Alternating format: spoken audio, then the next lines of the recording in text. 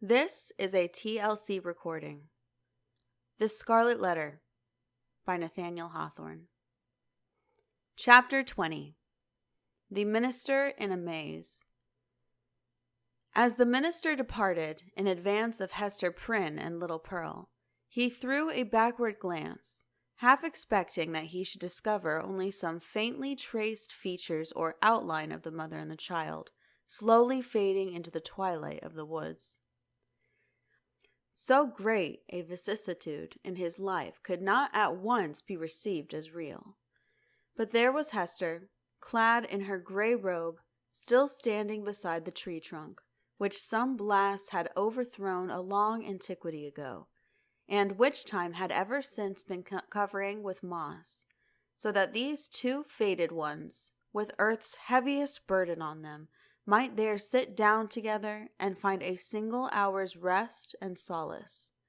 And there was Pearl, too, lightly dancing from the margin of the brook, now that the intrusive third person was gone, and taking her old place by her mother's side. So the minister had not fallen asleep and dreamed. In order to free his mind from the indistinctness and duplicity of impression, which vexed it with a strange disquietude, he recalled and more thoroughly defined the plans which Hester and himself had sketched for their departure. It had been determined between them that the old world, with its crowds and cities, offered them a more eligible shelter and concealment than the wilds of New England or all America, with its alternatives of an Indian wigwam or the few settlements of Europeans scattered thinly along the seaboard. Not to speak of the clergyman's health, so inadequate to sustain the hardships of a forest life, his native gifts, his culture, and his entire development would secure him a home only in the midst of civilization and refinement. The higher the state, the more delicately adapted to it the man. In furtherance of this choice, it so happened that a ship lay in the harbor, one of those questionable cruisers, frequent at that day, which, without being absolutely outlaws of the deep, yet roamed over its surface with a remarkable irresponsibility of character. This vessel had recently arrived from the Spanish Main, and within 3 days' time would sail for Bristol. Hester Prynne, whose vocation as a self-enlisted sister of charity had brought her acquainted with the captain and crew, could take upon herself to secure the passage of 2 individuals and a child, with all the secrecy which circumstances rendered more than desirable. The minister had inquired of Hester, with no little interest, the precise time at which the vessel might be expected to depart. It would probably be on the 4th day from the present. "That is most fortunate," he had then said to himself. Now, why the Reverend Mr. Dimmesdale considered it so very fortunate, we hesitate to reveal. Nevertheless, to hold nothing back from the reader, it was because on the 3rd day from the present he was to preach the election sermon, and as such an occasion formed an honorable epoch in the life of a New England clergyman. He could not have chanced upon a more suitable mode and time of terminating his professional career. At least, they shall say of me, thought this exemplary man, that I leave no public duty unperformed, nor ill-performed. Sad indeed that an introspection so profound and acute as this poor minister's should be so miserably deceived. We have had and may still have worse things to tell of him, but none, we apprehend, so pitiably weak, no evidence at once so slight and irrefragable of a subtle disease that had long since begun to eat into the real substance of his character.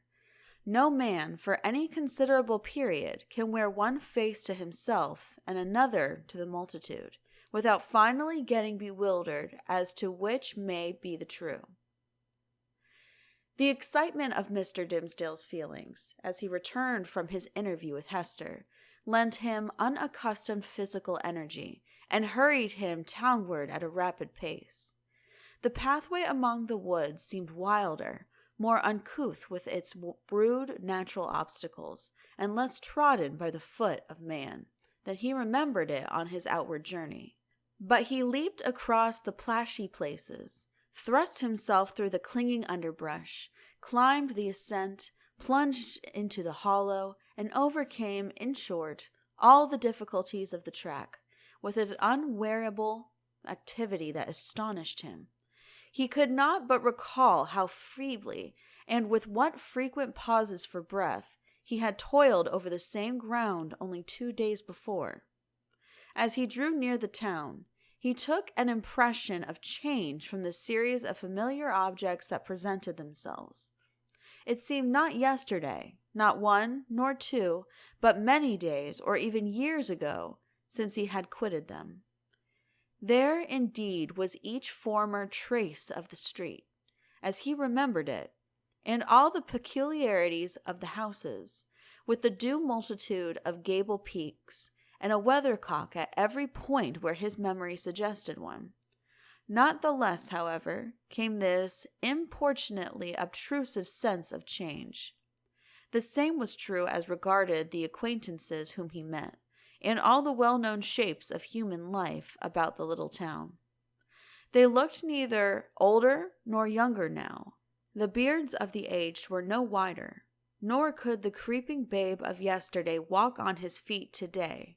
It was impossible to describe in what respect they differed from the individuals on whom he had so recently bestowed a parting glance. And yet the minister's deepest sense seemed to inform him of their mutability.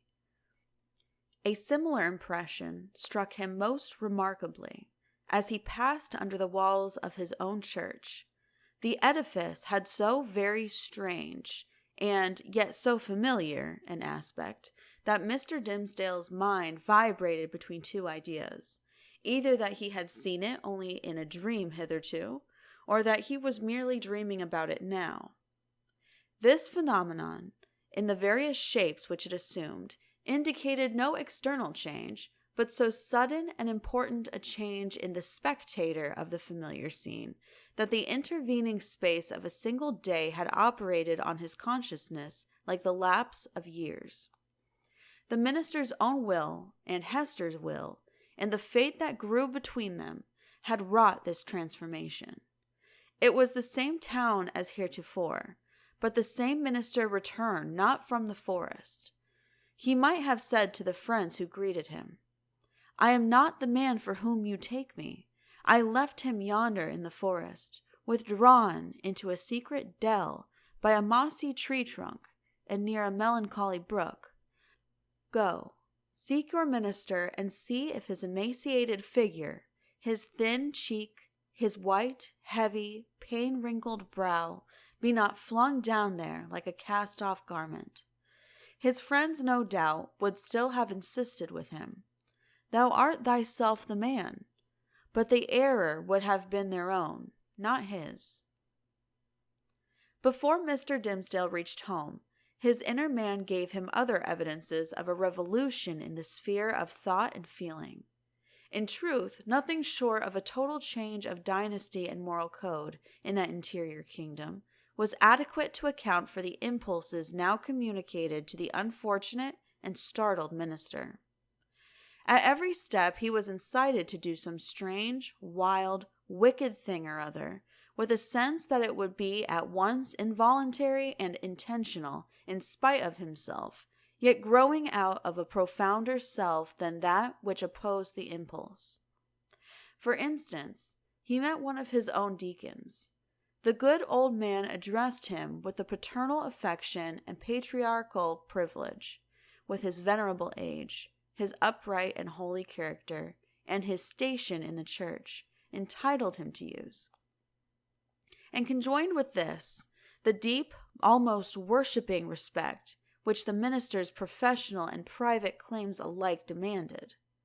Never was there a more beautiful example of how the majesty of age and wisdom may comport with the obeisance and respect enjoined upon it, as from a lower social rank and inferior order of endowment towards a higher. Now, during a conversation of some 2 or 3 moments between the Reverend Mr. Dimmesdale and this excellent and hoary-bearded deacon, it was only by the most careful self-control that the former could refrain from uttering certain blasphemous suggestions that rose into his mind, respecting the communion supper. He absolutely trembled and turned pale as ashes, lest his tongue should wag itself, in utterance of these horrible matters, and plead his own consent for doing so, without his having fairly given it. And even with this terror in his heart, he could hardly avoid laughing, to imagine how the sanctified old patriarchal dean could have been petrified by his minister's impiety. Again, another incident of the same nature. Hurrying along the street, the Reverend Mr. Dimmesdale encountered the eldest female member of his church, a most pious and exemplary old dame, poor, widowed, lonely, and with a heart as full of reminiscences about her dead husband and children and her dead friends of long ago as a burial ground is full of storied gravestones. Yet all this, which would else have been such heavy sorrow, was made almost a solemn joy to her devout old soul by religious consolations and the truths of Scripture, wherewith she had fed herself continually for more than 30 years. And since Mr. Dimmesdale had taken her in charge, the good grandam's chief earthly comfort, which unless it had been likewise a heavenly comfort, could have been none at all, was to meet her pastor, whether casually or of set purpose, and be refreshed with a word of warm, fragrant, heaven-breathing gospel truth from his beloved lips into her dulled but rapturously attentive ear. But on this occasion, up to the moment of putting his lips to the old woman's ear, Mr. Dimmesdale, as the great enemy of souls would have it, could recall no text of Scripture, nor aught else, except a brief, pithy, and, as it then appeared to him, unanswerable argument against the immortality of the human soul.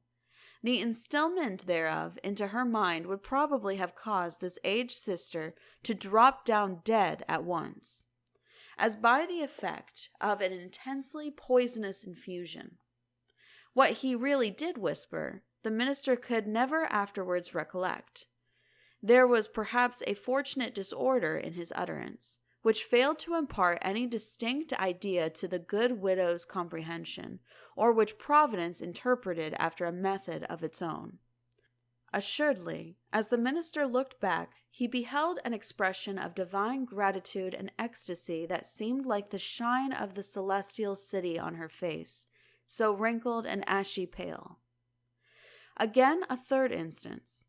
After parting from the old church member, he met the youngest sister of them all.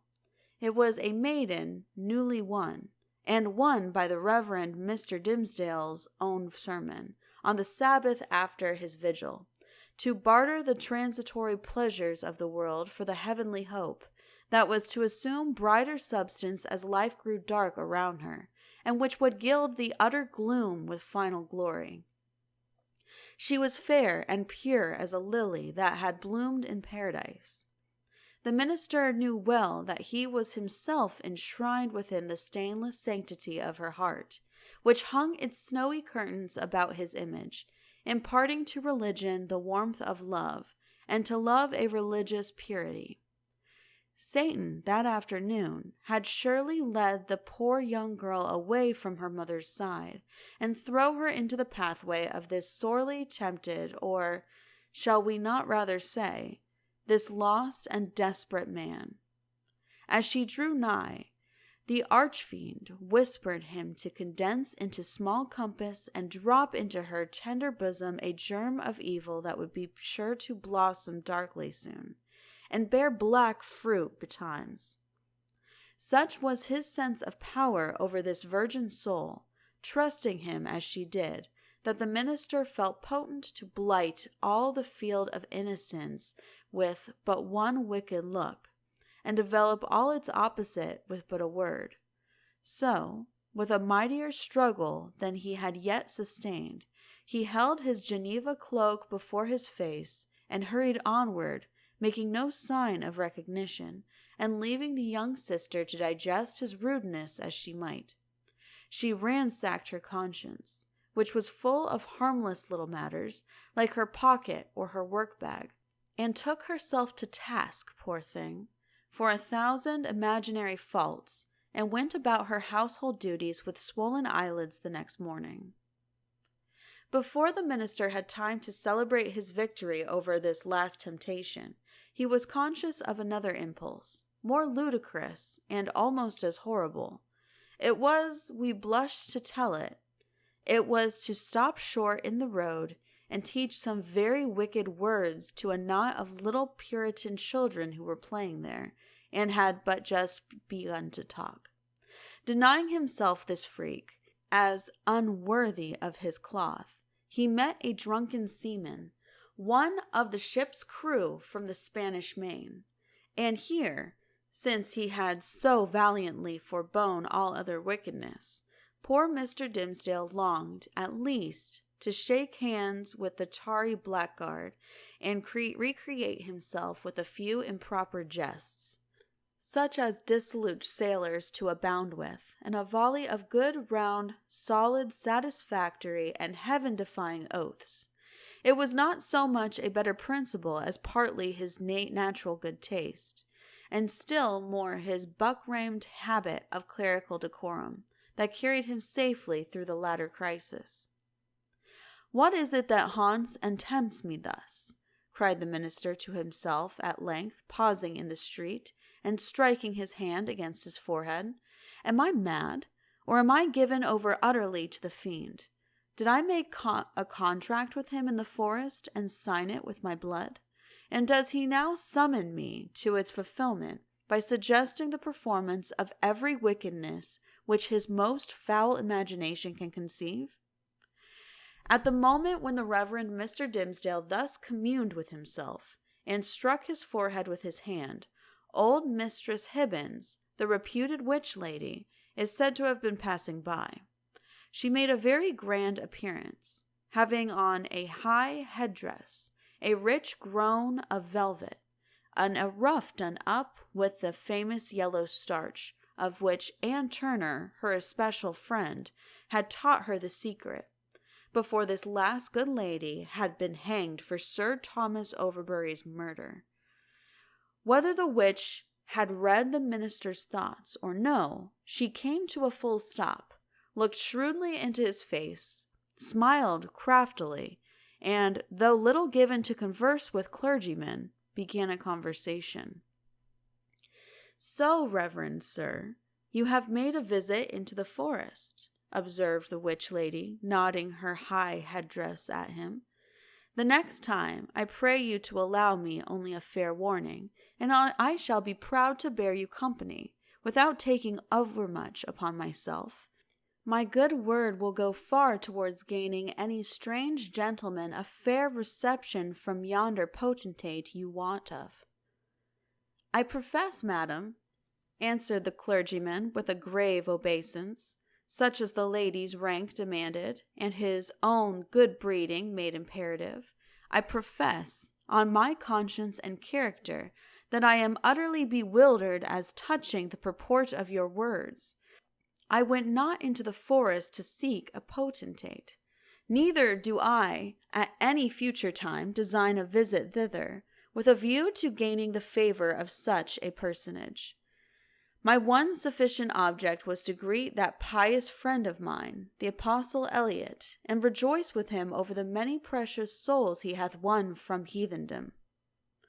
"Ha, ha, ha!" cackled the old witch lady, still nodding her high headdress at the minister. "Well, well, we must needs talk thus in the daytime. You carry it off like an old hand. But at midnight, and in the forest, we shall have other talk together." She passed on with her aged stateliness, but often turning back her head and smiling at him, like one willing to recognize a secret intimacy of connection. Have I then sold myself, thought the minister, to the fiend whom, if men say true, this yellow-starched and velveted old hag has chosen for her prince and master? The wretched minister, he had made a bargain very like it. Tempted by a dream of happiness, he had yielded himself, with a deliberate choice, as he had never done before, to what he knew was deadly sin. And the infectious poison of that sin had been thus rapidly diffused throughout his moral system. It had stupefied all blessed impulses and awakened into vivid life the whole brotherhood of bad ones. Scorn, bitterness, unprovoked malignity, gratuitous desire of ill, ridicule of whatever was good and holy, all awoke, to tempt even while they frightened him. And his encounter with the old Mistress Hibbins, if it were a real incident, did but show his sympathy and fellowship with wicked mortals and the world of perverted spirits. He had by this time reached his dwelling, on the edge of the burial ground, and hastening up the stairs, took refuge in his study.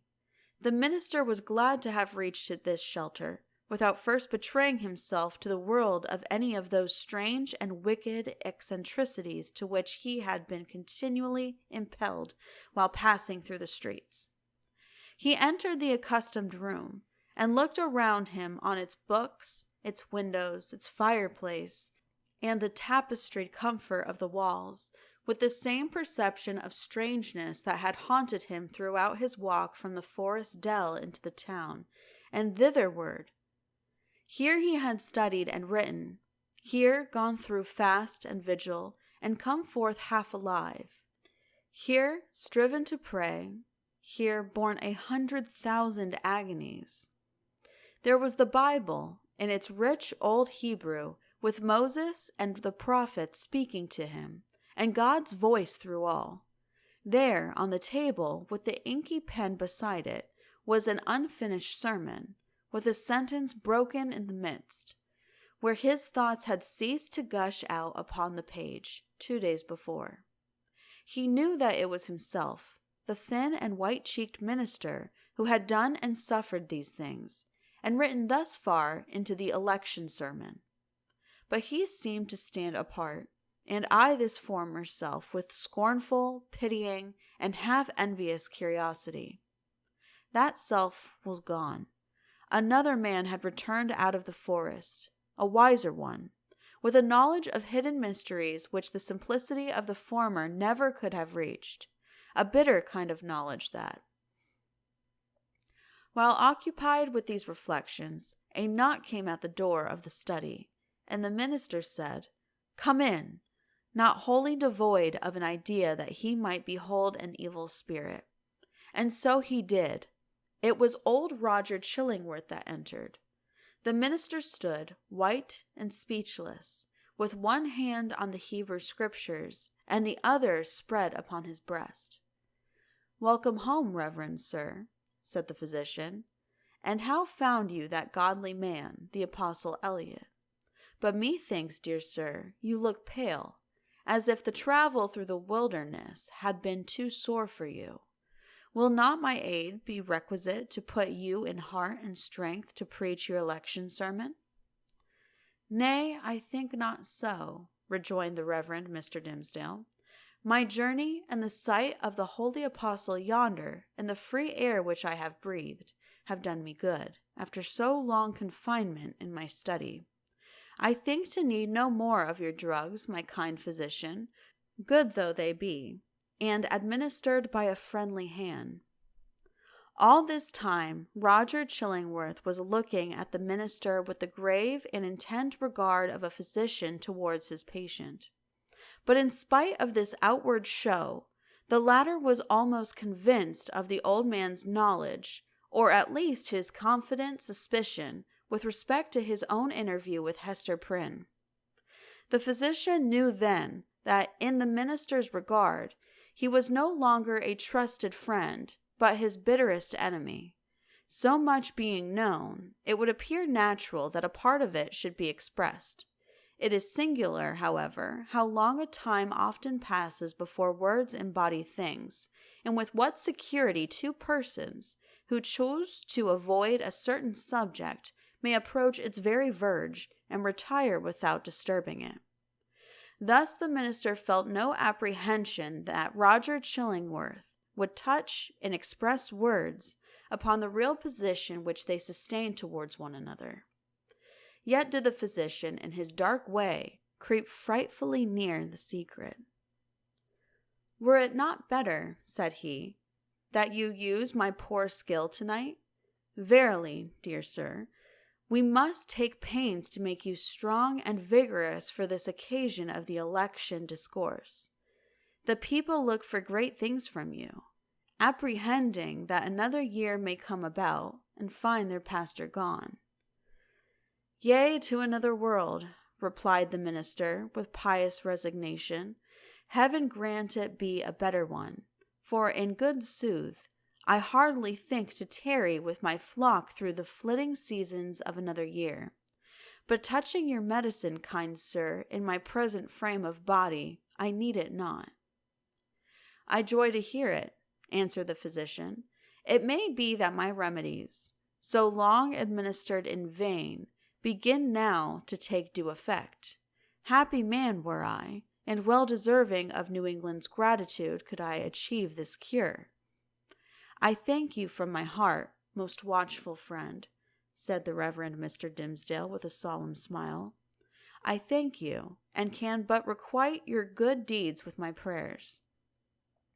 "A good man's prayers are golden recompense," rejoined old Roger Chillingworth as he took his leave. "Yea, they are the current gold coin of the New Jerusalem, with the king's own mint mark on them." Left alone, the minister summoned a servant of the house and requested food, which, being set before him, he ate with ravenous appetite. Then, flinging the already written pages of the election sermon into the fire, he forthwith began another, which he wrote with such an impulsive flow of thought and emotion that he fancied himself inspired, and only wondered that heaven should see fit to transmit the grand and solemn music of its oracles through so foul an organ pipe as he. However, leaving that mystery to solve itself, or go unsolved forever, he drove his task onward, with earnest haste and ecstasy. Thus the night fled away as if it were a winged steed, and he careening on it. Morning came and peeped, blushing, through the curtains, and at last sunrise threw a golden beam into the study and laid it right across the minister's bedazzled eyes. There he was, with the pen still between his fingers, and a vast, immeasurable tract of written space behind him. End of chapter 20. Please click the link below to continue on to chapter 21. This has been a TLC recording. Thank you for listening, and please be sure to subscribe.